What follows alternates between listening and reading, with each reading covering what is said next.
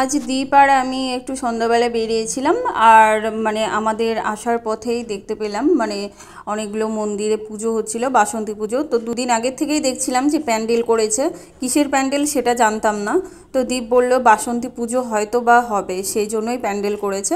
তো যাই হোক, এটা হচ্ছে বজরংবলীর মন্দির, এখানেও বাসন্তী পুজো হচ্ছে আর কীর্তন হচ্ছে, নাচ গান হচ্ছে।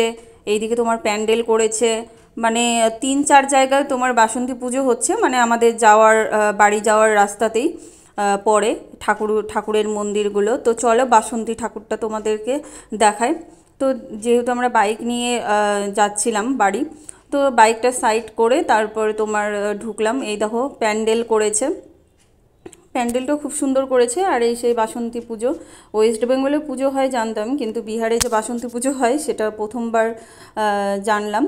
তো যাই হোক, এই দেখো বাসন্তী ঠাকুর, যাক ভাল লাগছে। আর আমি মানে জানতাম না যে মানে এখানে বাসন্তী পুজো হয়, সেটা জানতাম না। এমনি হুটহাট করে ভাবলাম যে একটু বেরিয়ে আসি, তো চলো। ও সাইড থেকে এলো, তারপরে বেরোলাম। আর এটা হচ্ছে বজরংবলীর মন্দির। আর বজরংবলী নতুন করে স্থাপন করেছে, মানে কালকে ছিল রামনবমী, যার জন্য ভোগও লাগিয়েছে, বজরংবলী পুজো দিয়েছে। আর এটা হচ্ছে দুর্গা মন্দির, মানে দুর্গা স্থান না, এটা হচ্ছে দুর্গা মন্দির। আমাদের বাড়ি যাওয়ার রাস্তাতেই পড়ে অনেকগুলো মন্দির।